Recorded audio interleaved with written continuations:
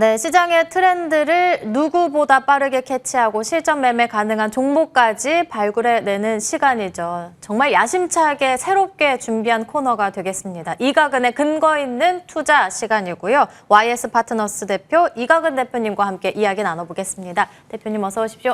안녕하세요. 네, 먼저 시장 간략하게 살펴본다면 CPI가 예상치 부합하는 흐름을 나타내면서 9월의 금리 인하에 대한 기대감이 높아졌고 또다시 미증시 사상 최고치로 경신을 마무리 지었습니다. 우리 시장의 경우에는 어제 정책적인 불확실성 때문에 시장의 힘이 다소 빠지는 흐름이었는데 그 가운데서도 반도체, 2차 전지, 금융단의 구도로 흘러가는 흐름이었습니다. 그렇다면 이 안에서 대표님은 어떤 섹터를 골라주셨는지 바로 체크해 보겠습니다.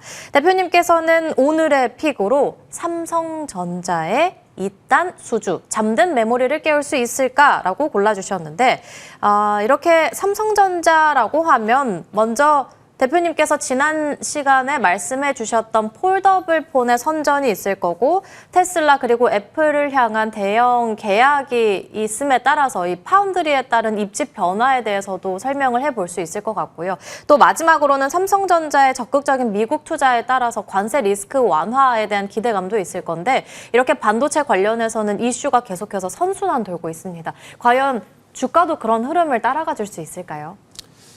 네, 일단 지난밤 얘기를 한번 해보면 일단 미국장이 신고가를 기록한 가운데 특히 가장 주도했던 섹터가 반도체였습니다. 반도체, 네. 필라델피아 반도체 지수가 3.2% 네, 올랐고요. 네.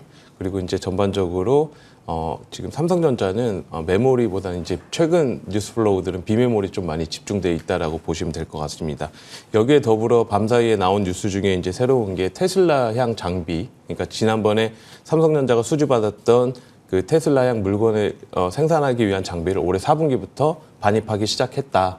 반입할 예정이다라는 소식들이 나오고 있으면서 전반적으로 파운드리 분위기는 좀 좋은 것 같고요. 삼성전자 전반적으로 어제 일부 언론에서 나온 얘기는 HBM3 12단이 엔비디아 공급이 확정됐다라는 얘기가 있었는데 요 보도를 근거로 외신까지 지금 나온 상황이어가지고 시장에서는 그런 기대감들은 계속 더 올라간다라고 보시면 될 것 같습니다. 네. 그리고 저희가 지금 이 새로운 코너를 시작한 지 단 2주 차이기 때문에 대표님의 투자 매매 스타일에 대해서 굉장히 궁금해하시는 분들 많이 계시거든요. 대표님의 필모그래피 제가 다시 한번 언급해 드리겠습니다. SK하이닉스에서도 계셨었고 신영하나, IBK, KB 연구위원으로도 계셨었고요. 모건 스탠리에서는 반도체 IT 연구위원으로 계셨고 현재는 YS 파트너스 대표님으로 계신데 대표님의 종목 선택법 그리고 투자 매매는 어떻게 하시는지 궁금합니다. 네. 일단 저희는 모멘텀 위주로 집중하고 있고요. 지금 국내 시장에서는 가치 투자 자체가 조금 시들어져 있기 때문에 모멘텀에 나오는 종목들을 집중적으로 시장에서 팔로우하고 있습니다. 네, 모멘텀 투자를 위주로 해서 국내 시장에서 종목 선점을 해보자 말씀해 주셨는데요. 언급해 주셨던 대로 삼성전자향 이 수주 계약에 따라서 반도체단 말씀을 해 주셨고 근거들 바로 넘어가 보도록 하겠습니다. 대표님이 또 누구십니까? 모건 스탠리 IT 반도체 연구위원으로 계셨던 만큼 또 투자 인사이트가 굉장히 다르실 것 같은데 첫 번째 근거를 확인해 보겠습니다.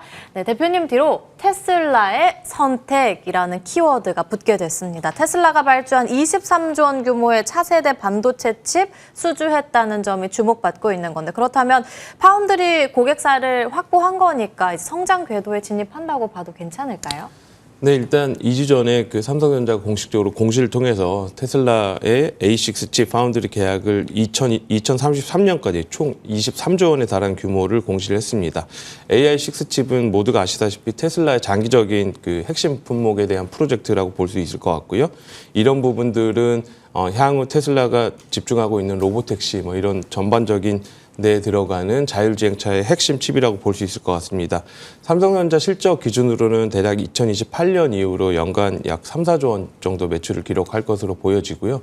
일단 지금 삼성전자는 미국의 그 텍사스의 오스틴 팹을 가지고 있는데 여기에 추가로 내년부터 가동이 시작될 그 테일러 팹이 추가가 됩니다. 근데 이 테일러 팹에 가장 먼저 채우는 제품이 테슬라의 AI6 칩이었다라는 점이 이제 긍정적일 것 같고요.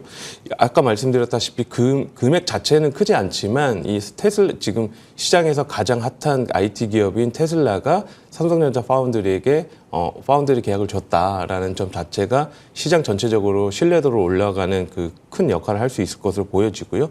이런 부분들은 최근 한 2, 3년간 삼성전자 파운드리에 대한 그 걱정이 굉장히 시장이 컸었는데 어느 정도 해소시켜줄 수 있는 역할을 할 것으로 보여집니다.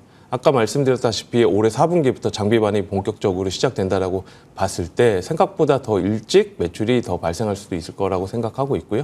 이런 부분들은 삼성전자 파운드리에 대한 실적 개선 기대감이 크게 반영될 수 있을 것으로 보여집니다. 파운드리 실적 개선에 대한 기대감에 초점을 맞춰주셨고 이제 테일러 팹을 채우게 되는 테슬라의 AI6 칩에 대한 기대감 갖고 우상향으로 봐도 괜찮을 것 같다 언급을 해주셨는데 그렇다면 첫 번째로는 테슬라의 선택이 됐다면 애플도 질 수가 없을 것 같습니다. 그래서 두 번째 근거로 바로 넘어가 볼게요. 또 대표님 뒤로는 애플의 선택이라는 키워드가 붙게 됐습니다. 애플의 시스템 반도체 공급망도 역시나 삼성전자가 비집고 들어가게 됐는데 그러면 이 역시도 긍정적인 모멘텀으로 바라볼 수 있을까요? 네, 충분히 그럴 수 있을 것 같고요. 지난주 국내 언론 보도 등에 따르면 애플의 이미지 센서 칩 CIS 칩을 생산 파운드리를 삼성전자 계약을 따냈다. 라고 보고 있습니다. 정확한 금액이나 수량에 대해서는 언급이 없었는데 2027년 이후에 생산되는 애플의 아이폰하고 아이패드 출하량이 대략 2억 3천만 대 정도라고 놓고 계산을 해보면 약 10억 개 정도의 CIS가 필요하고요. 이 중에서 이제 초반에는 삼성전자가 10%, 중장기적으로 30% 정도까지의 그 점유율을 차지한다라고 보면 대략 그 뒷면 카메라용 4,800만 화소 CIS일 가능성이 큰데 이게 대략 2027년 기준으로 7.5억 달러 정도. 원화로 환산해 보면 1조 원이 살짝 넘을 것 같고요. 영업이익률은 대략 10% 정도이기 때문에 이런 부분들은 또한 아까 말씀드렸던 테슬라에 더해서 삼성전자 비메모리 파운드리 쪽에 큰 실적 개선을 기여할 수 있을 거라고 보고 있습니다. 그리고 단순히 숫자뿐만 아니라 아까 말씀드렸다시피 지금 전 세계에서 가장 핫한 테슬라하고 애플이 삼성전자 파운드리거든.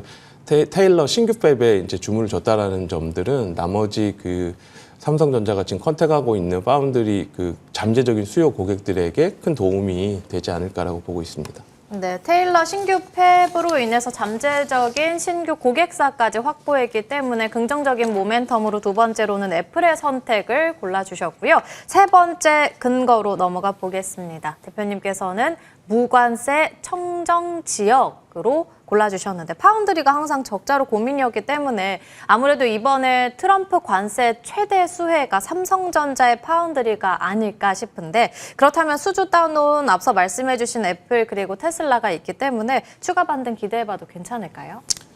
네, 일단 지난 6일 트럼프가 그 반도체에 대해서 100% 관세를 얘기를 했는데 이제 조건이 있었습니다. 그 미국 내에서 생산을 하거나 아니면 미국에 투자를 하겠다라고 약속을 한 기업들은 관세를 면제해 주겠다. 그럼 저희는 딱 면제. 네, 일단 삼성전자는 다 해당이 되는 거고요. 이런 부분들로 인해서 향후에 삼성전자 그 테일러 팹이 나중에 그 반도체 관세를 맞을 예정인 기업들에게는 좋은 대안처가 될 수 있을 것으로 보여지고요. 네. 과연 이 테일러 팹을 과연 2026년부터 채울 수 있느냐 이런 걱정들이 굉장히 많았는데 이런 부분들은 많은 도움이 되지 않을까라고 보고 있습니다. 네, 그렇다면 테일러 팹 공장에 대해서 오늘 굉장히 많이 거론을 해주셨거든요. 현재 공정률이 91%까지 올라온 상황이면 정말 얼마 남지 않은 상황인 건데 그렇다면 테일러 팹 공장 안에 들어가게 되는 여러 가지가 있을 것 같습니다. 클린룸 관련해서도 볼 수 있을 것 같고 열처리라든지 반도체를 이송하고 저장하는 섹터를 볼 수도 있을 것 같고 사실 옛날에는 반도체 쪽 관련해서는 도대체 어떤 종목을 봐야 되나 싶었는데 요즘은 너무 볼 게 많아서 이 안에서도 어떤 쪽을 봐야 될까 이 섹터 선점이 좀 궁금하거든요. 그렇다면 가장 매력적으로 보시는 종목 궁금한데 어떤 종목이라고 보실까요? 네, 일단 그 삼성전자하고 애플 그리고 테슬라 계약이 나온 이후에 반도체 관련 서플라이 체인들 주가가 많이 올랐습니다. 특히 장비 업체들 주가 대표적으로 원익 IPS 이런 종목들이 많이 올랐는데 이제 저는 상대적으로 좀 주가가 약했고 덜 올랐고 장기적으로 꾸준히 모멘텀이 유지될 수 있는 소재 쪽을 좀 집중하고 있고요. 그 소재에서도 특히 그 테일러에 같이 진출해 있는 기업들, 국내에 상장돼 있는 기업들 중에는 대략 동진세미캠, ENF 테크놀로지, 솔브레인, 코미코 이 정도가 소재단에서 같이 미국에 진출해 있기 때문에 거기서 이제 중장기적으로 계속해서 삼성전자에 협업하면서 꾸준히 매출 증가가 기대가 되고 있는 상황입니다. 그래서 저는 특히 소재 쪽을 집중해서 보고 있습니다. 저는 사실 리스트업을 하고 나서 그 안에서도 가장 빠르게 강하게 치고 올라가는 종목을 따라잡아야 되는 거 아닌가라는 생각을 했는데 역시 대표님의 인사이트는 달랐습니다. 그간 가장 힘을 발휘하지 못했었던 쪽인 소재 쪽을 위주로 해서 보는 게 좋겠다 언급해 주셨는데 그렇다면 이 안에서도 종목 선별이 굉장히 중요할 것 같거든요. 어떤 종목 보실까요? 네, 일단 실적 모멘텀하고 이제 재료가 수반될 수 있는 종목을 골라봤고요. 그 중에서는 대표적으로 소재 업체 중에 코미코를 탑픽으로 보고 있습니다.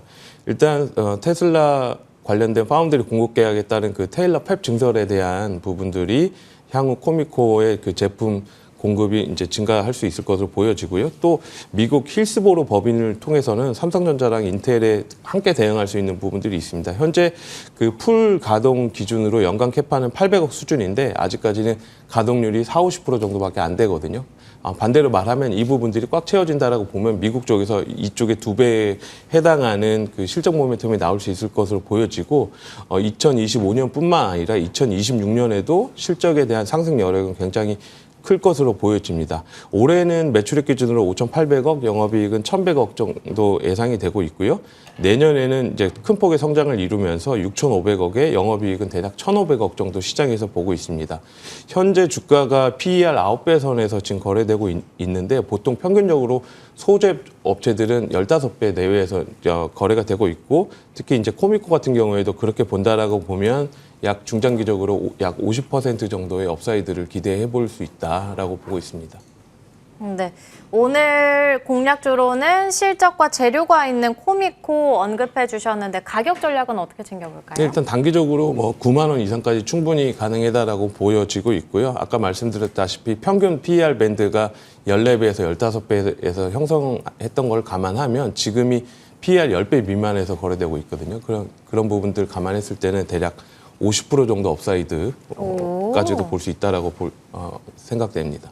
네, 코미코에 대해서는 50%가량 업사이드를 열어놓고 봐도 괜찮다 언급해 주셨는데 추가적으로 저희 오늘 계속해서 삼성전자 관련한 이야기 나눈 만큼 또 삼성전자에 대한 이야기를 좀 해보고 싶습니다. 삼성전자 관련해서는 7만전자에서 뉴스만 놓고 본다면 앞서 저희 근거를 계속 찾아봤듯이 뭐 테슬라 관련한 근거도 있었고 애플 관련한 근거도 있었고 대표님께서 지난주에 언급해 주셨던 폴더블 폰 선점 관련한 이슈도 있었고 어제는 또 뭐 후속 보도는 없었지만 단독 보도에 대한 이슈까지 있었는데 원래라면 7만전자에서 이런 이슈가 있었다라면 사실 뭐 정말 1, 2만 원대 올라야 되는 게 아닌 건지 4, 5%가량 올라야 되는 수준 아닌지 1,000원 오른 건 좀 너무한 거 아닌지 싶은데 어떻게 보실까요? 네, 말씀하신 것처럼 최근 뉴스플로우 자체가 굉장히 좋습니다. 그리고 지난 2분기 실적 발표 이후로 이제 분위기 살짝 돌고 있고요. 근데 이제 여기에 더해서 이제 국내 시장은 약간 수급적인 특성도 좀 있으니까요. 지금 최근에 양도세 문제로 인해서 전체적으로 시장이 좀 눌리고 있음에도 불구하고 삼성전자는 지금 HBM이라든가 파운드리 그 삼성전자 주가를 짓눌렀던 그 요인들이 어느 정도 다 해소가 되고 있습니다. 그런 것들 감안하면 여기서 이제 추가적으로 뭐 모멘텀이 없다 하더라도 지금 나온 뉴스 플로우만 가지고도 충분히 8만 원 이상까지 시도할 수 있을 거라고 보여집니다. 네, 현재 나온 뉴스만 놓고 본다면 시기상으로는 8만전자까지는 충분히 도달 가능하지 않겠냐라는 삼성전자에 대한 의견까지 받아봤습니다. 오늘 공략주로는 코미코 안내해 주셨으니까 참고해 보시길 바라겠고요. 지금까지 YS 파트너스 이각은 대표님과 함께 이야기 나눠봤습니다. 오늘 말씀 감사합니다.